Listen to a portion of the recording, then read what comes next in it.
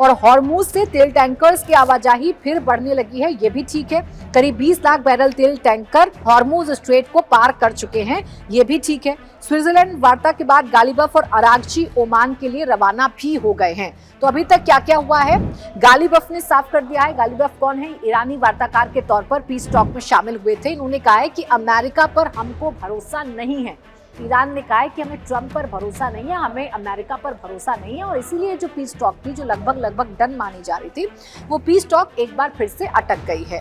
Trump ये कह रहे हैं कि परमाणु जांच के लिए ईरान तैयार हो गया है। ट्रंप बार बार अपने तरफ से, अपने तरीके से ये दावा करते हैं। ट्रंप दरअसल, आप जानते हैं, ट्रंप इन दिनों जिस तरीके के बयान देते हैं, जिस तरीके से अस्थिरता पैदा करने वाले बयान देते हैं या दूसरे देशों पर दबाव बनाने की कोशिश करते हैं, उसी सिलसिले में ट्रंप का ये बयान है।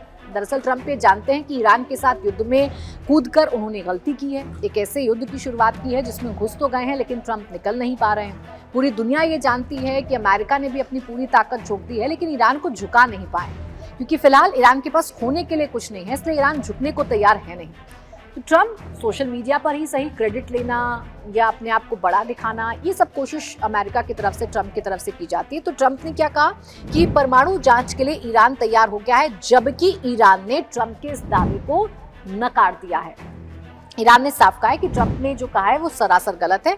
हाँ, इस बीच ये ठीक है कि तेल प्रतिबंधों में 7 दिन की छूट दे दी गई है। 60 दिन में समझौते करने की कोशिश की जा रही है। ऐसी कोशिश की जा रही है कि जो 60 दिन का मार्जिन दिया गया है या प्रतिबंधों पर छूट दी गई है, इन 60 दिनों में दोनों देशों के बीच में समझौता हो जाए।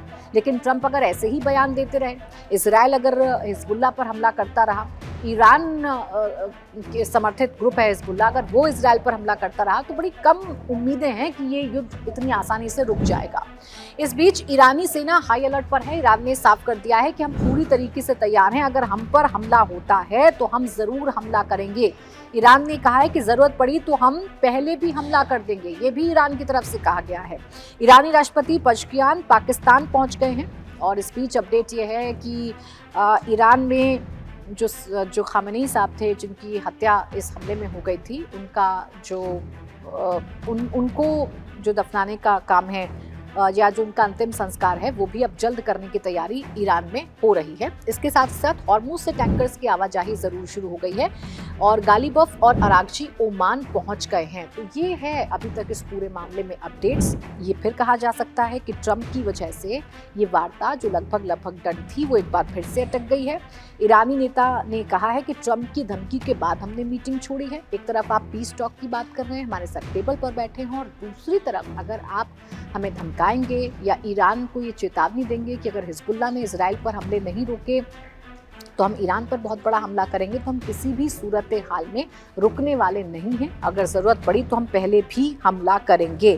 फिलहाल ईरान अमेरिका बातचीत विवाद को सुलझाने के लिए 4 कमेटी बनाई गई। एक हाई लेवल कमेटी है, ये कमेटी पूरी बातचीत की प्रक्रिया और मध्यस्थता प्रयासों की राजनीतिक निगरानी करेगी।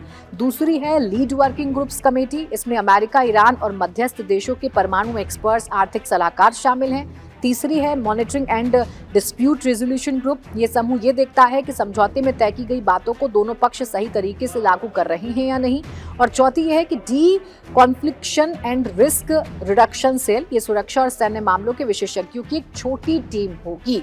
तो 4 टीम भी बनाई गई हैं, 4 कमेटी बनाई गई हैं, जो ये सुनिश्चित करेंगी कि ईरान और अमेरिका के बीच में जो समझौता है वो डन हो जाए। इस बीच ऐसी भी बातें निकलकर सामने आ रही थी कि अमेरिका ईरान के साथ समझौता तो कर रहा है, लेकिन इजराइल को उन्होंने अपने ट्रस्ट में नहीं लिया है। इजराइल लगातार हिजबुल्लाह पर हमले कर रहा था, और इस बीच में जेडी वेंस का भी बयान सामने आया था। अमेरिका की तरफ से भी इजराइल पर एहसान जताया गया था, और अमेरिका ने कहा था कि भूले ना ये नेतन्याहू के, जब पूरी दुनिया में उनके साथ कोई नहीं खड़ा था, तब ट्रंप खड़े थे, तब अमेरिका खड़ा था।